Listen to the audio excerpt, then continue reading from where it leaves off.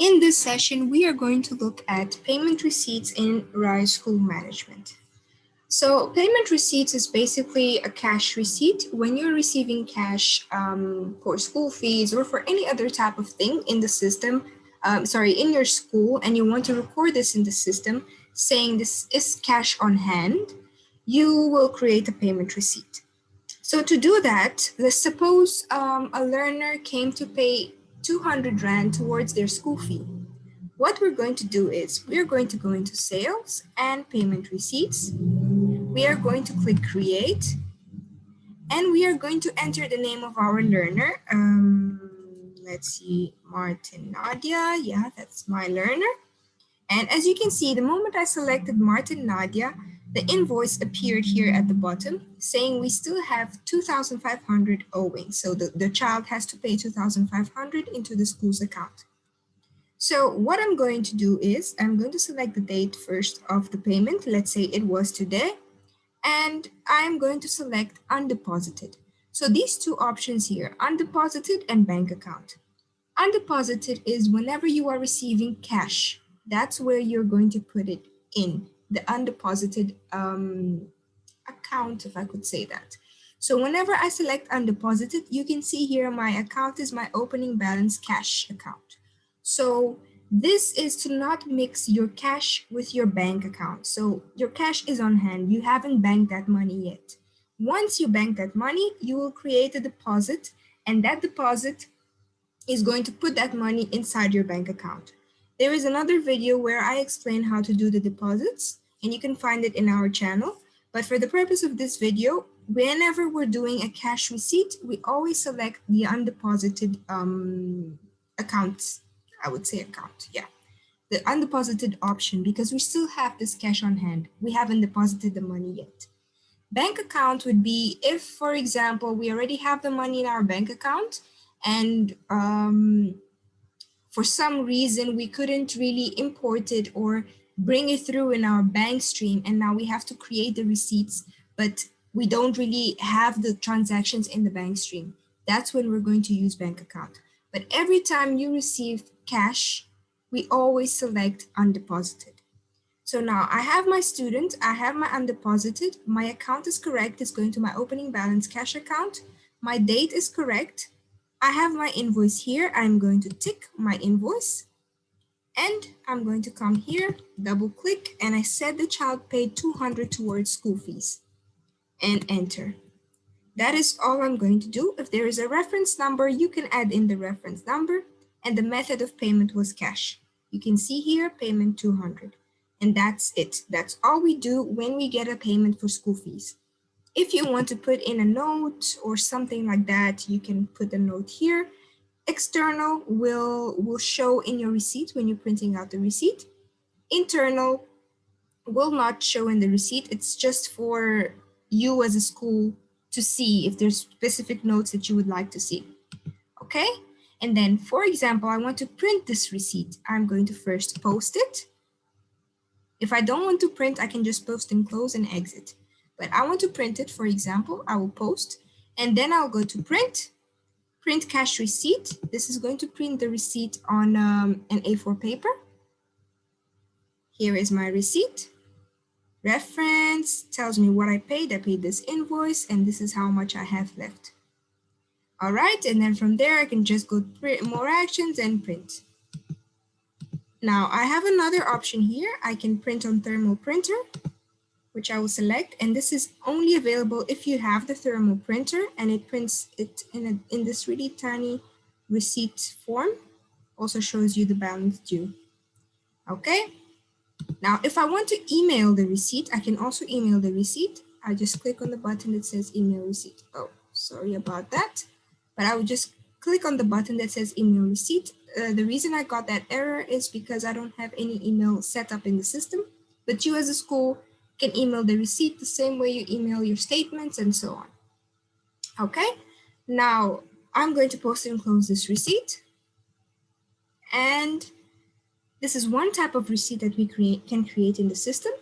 And now I would like to create another receipt for the same student, but now this is not for school fees. let's say this is for music fees, and I don't really invoice my learners for music fees. So it's just extra things that they pay and they don't get an invoice for. So I will do the same thing. I will go to create. I will select my student, Martin Nadia. Date is the same. Undeposited because it's cash. Cash. Now I will come here and say they paid 50 Rand for music, 50 Rand for music fees. That is it. Now, as you can see, I have not ticked the invoice. I left it like that. I didn't tick anything. So my payment is 50 Rand and this is for music fees. Now, what I have to do whenever it's a payment that is for something else, but is not for school fees, nor it's a credit in the learner's account, I have to go to accounting. And over here where it says customer control account, I am going to select the account it's supposed to go to, music fees. Okay, you saw the moment I selected music fees, the invoice disappeared. And that's all I have to do. If I want to add a memo, I can add a memo. That's basically it. And then I post and close. All right. Now, there's another type of receipt that we can do. And this is a receipt called advance income receipt. So it's, for example, if your learner has paid everything owing to the school, and now there's a credit in the learner's account. What are we going to do in that situation? So we are going to create the receipt, but before we create the receipt, we don't have to, but I would advise you as a school to do it so that you don't have to do it all the time. Set the default account where all those credits are going to sit. So we go to quick menu, settings, and accounting settings, and I will select my income received in advance account. Okay, I'll just open this account for you. So this is my account, income received in advance. That's the description. And here is the account type. It's other current liability. So I have selected other current liability because it is money that we have received, but we haven't delivered the service yet. So we actually have a liability towards the students, towards the parents. We need to deliver the services, which is, I don't know, teaching them and things like that. So that's why it's other current liability. You have a liability towards the parent and towards the student. Then in the 043 entry, I selected current school fees, but this is just an example. In usual cases, this would go to other income, but this is my test info base, so I selected current school fees.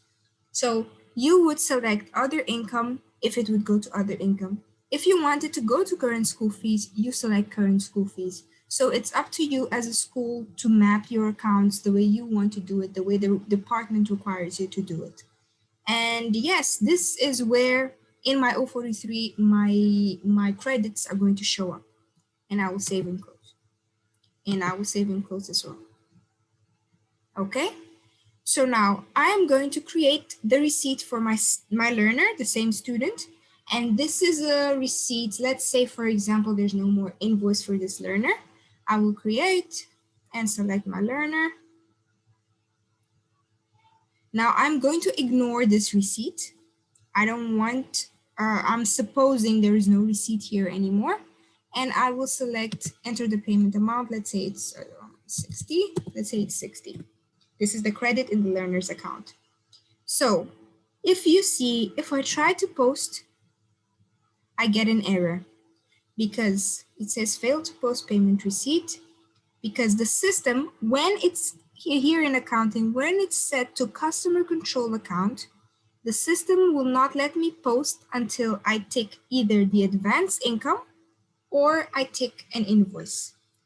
If I change here like I did in the previous receipt and I put music fees or my school or any other type of income, it will let me post. But if it's customer fee control account, it will not let me post if I don't have an invoice selected or if I have not selected that it's an advance payment. Okay, so as I said, this is a credit in the learner's account. Later on, probably next year, when I have a new invoice, I will allocate this credit to the new invoice. So for now, it is sitting in our learner's account as a credit, and I have to mark it as advance payment. So as you can see, our account came straight because we have already defaulted it, and I will take advance income. That is it. and I'll post and close. Now it lets me post and close. And that's how we record the payment receipts in Rise School Management. These are the three options to record payment receipts. You can either record a payment receipt for school fees and tick the invoice. You can also record a payment receipt for school fees, but you don't have an invoice, and then it's going to sit as a credit in the learner's account. That's when we use the advance income. And we can also record a payment receipt for other things that's not school fees that you don't have invoices for.